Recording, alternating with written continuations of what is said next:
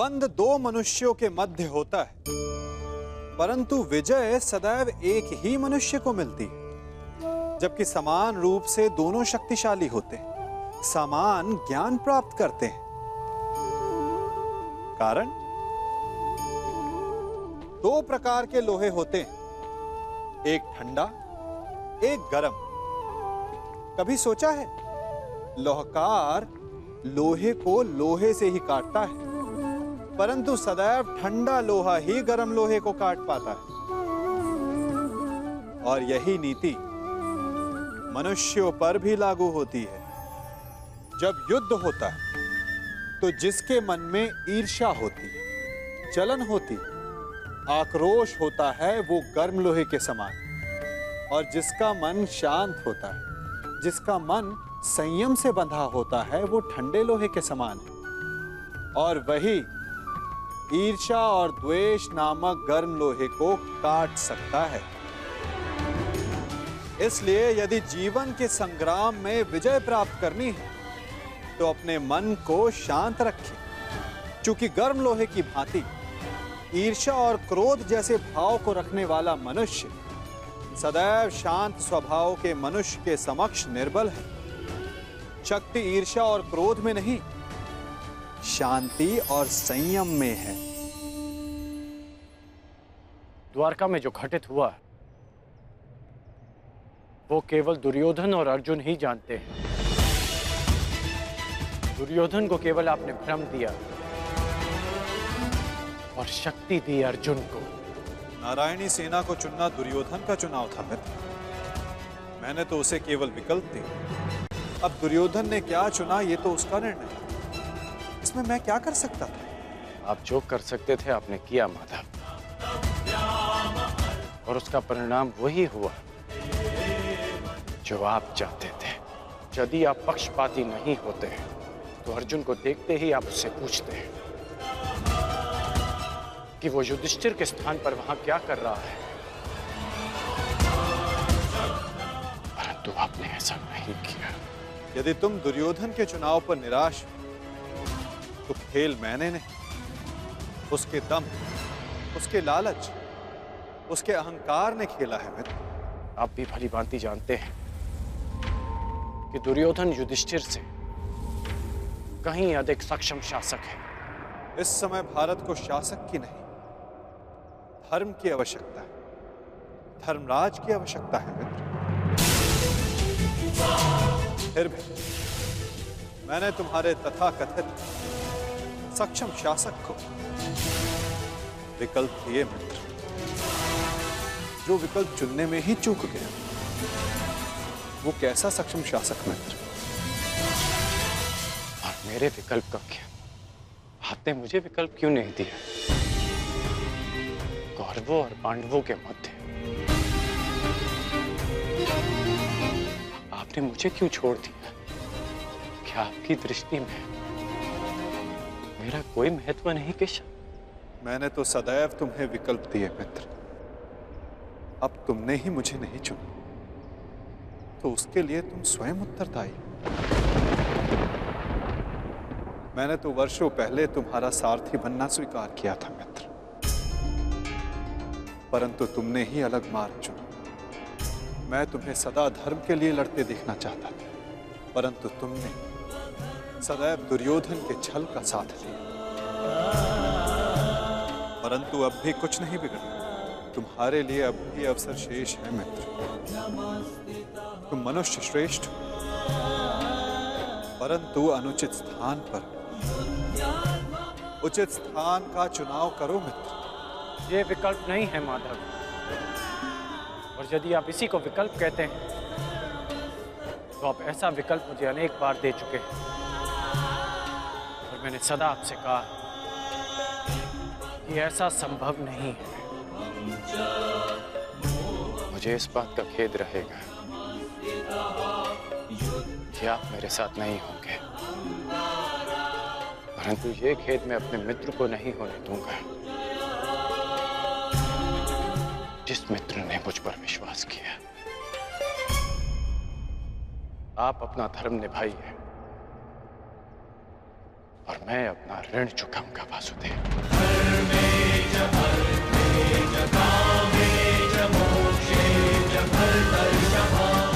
युद्ध में भेंट होगी। प्रणिपात वासुदेव।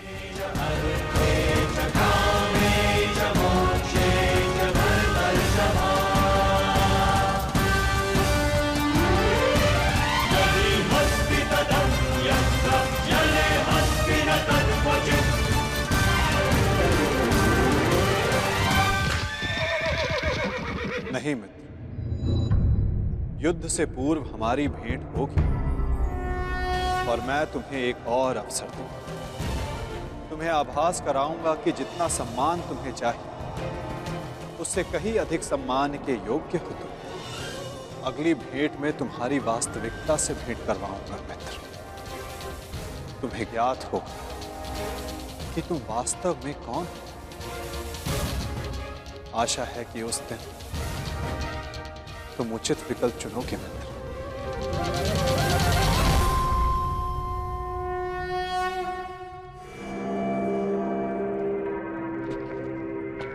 अमाश्री,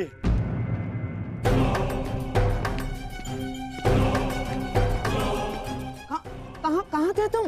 मैं कब से तुम्हारी प्रतीक्षा कर रहा हूँ। बताओ क्या हुआ द्वारका में? और उस छलिए के रहते तुमने नारायणी सेना को कैसे अधीन किया आपने? हैं? अब बैठिए तो बैठिए। अरे अमाश्री, आज तक आप अपनी चालों से मुझे आश्चर्य में डालते थे, परंतु आज मैंने इतनी बड़ी वजह से आपको और सबको आश्चर्य में डाल दिया।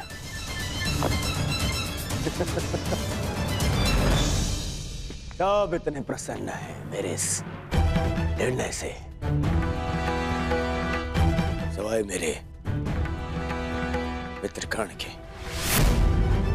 समझ में नहीं आता उसे अभी भी ऐसा क्यों लगता है कि मुझे सेना को छोड़ के उसने हत्या कृष्ण को चुनना चाहिए था।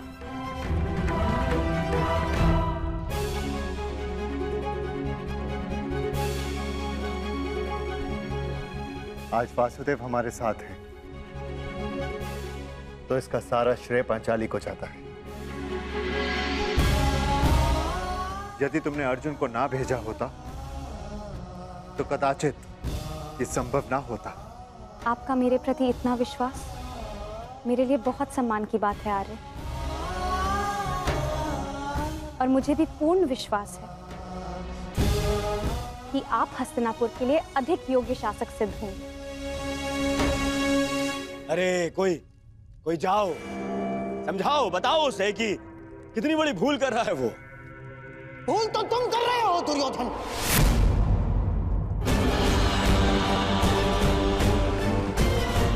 आज पहली बार मैं कर्ण से सहमत हूं।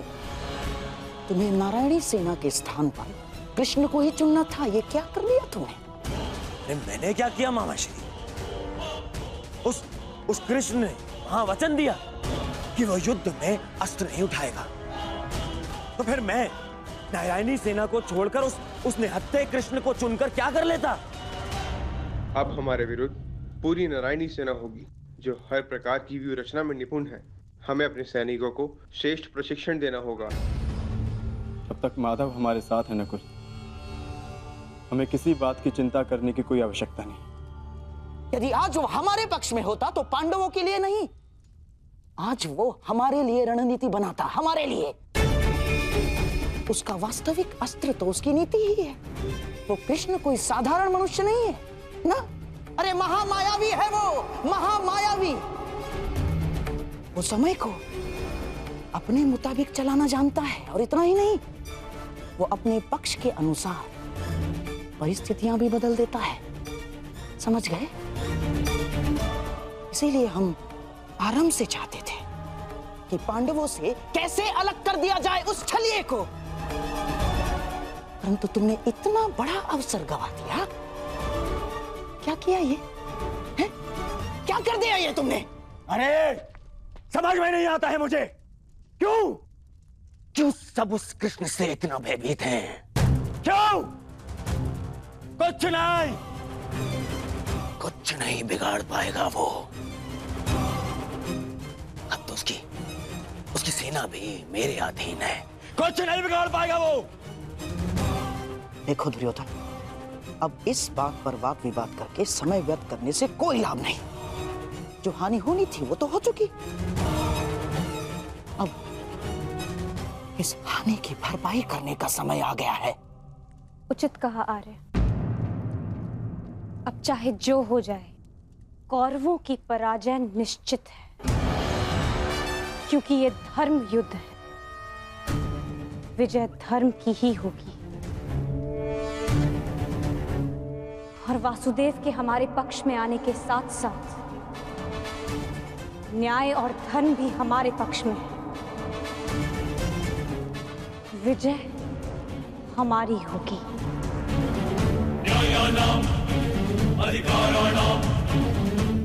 ये महाभारत भारत का नव निर्माण करेगा।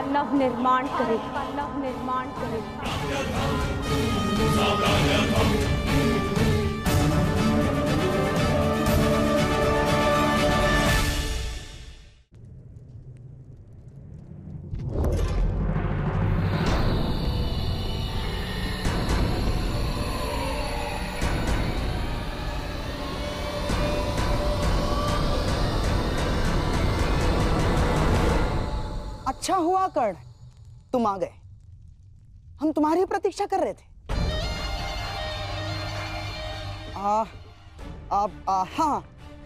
सभा का आरंभ मैं सबसे पूर्व महाराज धृतराष्ट्र को राजकुमारी लक्ष्मणा के विवाह की बधाई देकर करना चाहता हूँ। बधाई हो महाराज। और हाँ, अत्यंत खेद के साथ मुझे ये भी कहना पड़ रहा है कि ये अंतिम शुभ अवसर था जिसमें सारे कुरुकुल ने भाग लिया।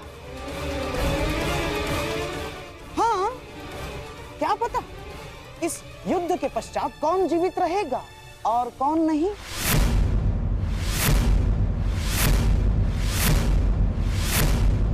स्पष्ट रूप से कहिए गंधार राज, आपका तात्पर्य क्या है?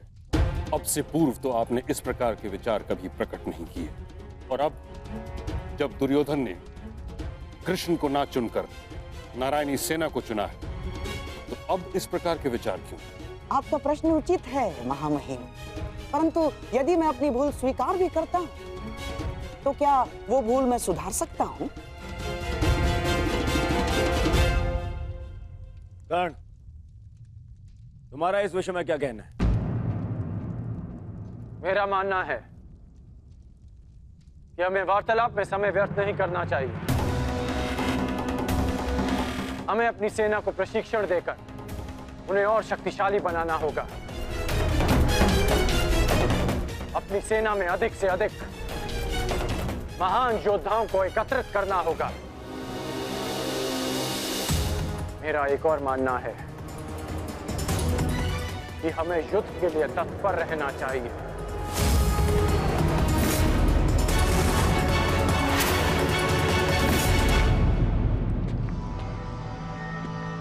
क्या तुम्हें भी यहाँ उपस्थित होने के लिए कहा गया?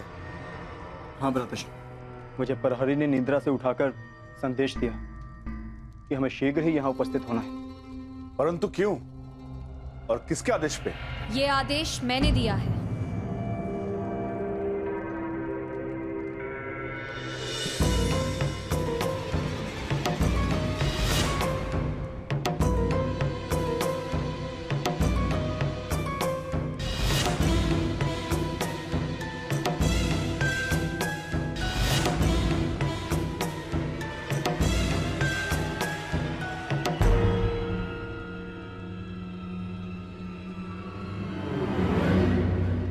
पांचाली, इतनी रात में तुम ये? क्योंकि ये समय सोने का नहीं है धर्मराज, जागने का है। और जो बात मैं कहना चाहती हूँ उसके लिए सूर्योदय की प्रतीक्षा नहीं कर सकती। ऐसा क्या है पांचाली?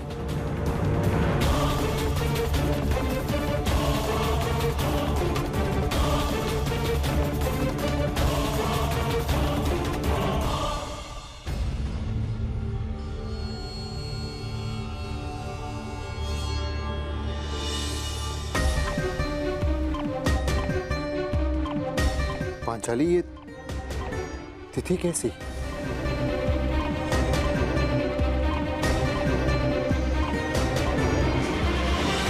ये वो तिथि है आर्य जिस दिन हम कौरवों के विरुद्ध युद्ध आरंभ करेंगे। यदि ये युद्ध हुआ तो कितने योद्धा और कितने सैनिक मारे जाएंगे? महाराज, इस तथ्य से सभा में उपस्थित सभी मनुष्य अवगत हैं। हाँ, ये भी तो हो सकता है कि हम में से किसी को युद्ध में जाने की आवश्यकता ना पड़े।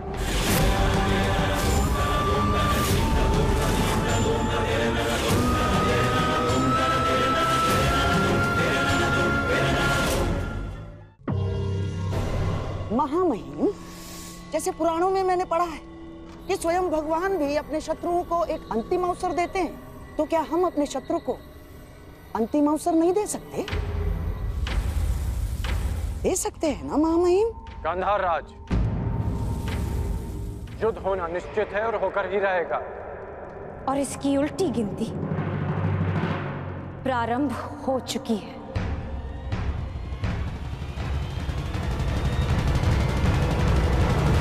मैं तुम्हारे विचारों से सहमत नहीं हूं। जितना असहमत मैं गंधार नरेश की सोच से हूं, उतना ही असहमत मैं इस निष्कर्ष से हूं। हर परिस्थिति में संधि युद्ध से श्रेष्ठ होती है। हमें पांडवों से संधि वार्ता कर लेनी चाहिए। युद्ध अभी प्रारंभ नहीं हुआ है महाराज, हम इसे रोकने का प्रयास कर रहे हैं। हमें पांडवों से शांति वार्ता करनी चाहिए। मैं जानता हूं कि आप भी ये युद्ध रोकना चाहते हैं, हम भी नहीं चाहते कि ये युद्ध हो। हमारा प्रयास है कि हस्तिनापुर के मस्तक पर इस महाविनाशी युद्ध का कलंक न लगे। ठीक है ताक्षरी, यदि यह हस्तिनापुर के भविष्य का प्रश्न है तो हम अपने दूत को पांडवों के समक्ष भेजने की आज्ञा देते हैं। हमें उन तक संदेश देना है कि हस्तिनापुर भी इस युद्ध के विरुद्ध है। और युद्ध के अंतिम दिन मैं अपने अपमान का प्रतिशोध लूंगी।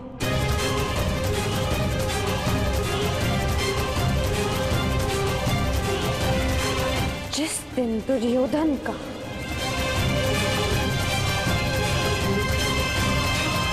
अंत होगा।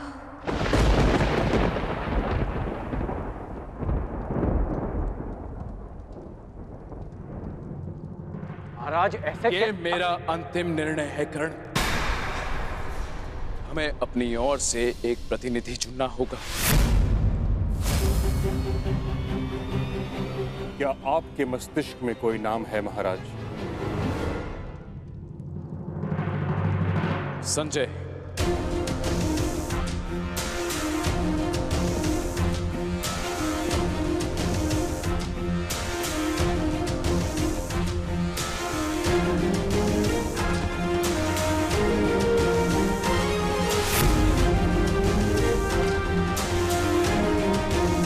प्रणिपात महाराज।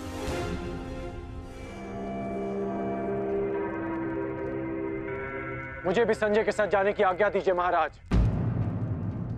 नहीं कर्ण, यह एक अत्यंत संवेदनशील प्रकरण है। हमें योद्धा नहीं, नीति परख मनुष्य चाहिए।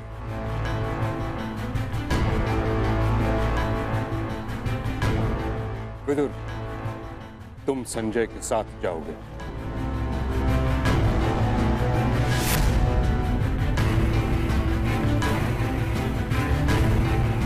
तो ठीक है, विदुर और संजय दोनों हस्तिनापुर की ओर से शांति प्रस्ताव लेकर जाएंगे। ये एक पारिवारिक प्रकरण है और हम नहीं चाहते कि परिजन ही परिजनों का रक्त बहाए।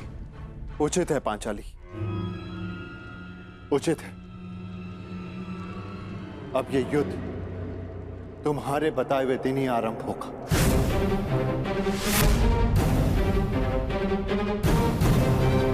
और इसका संदेश हम कौरवों तक पहुंचा देंगे।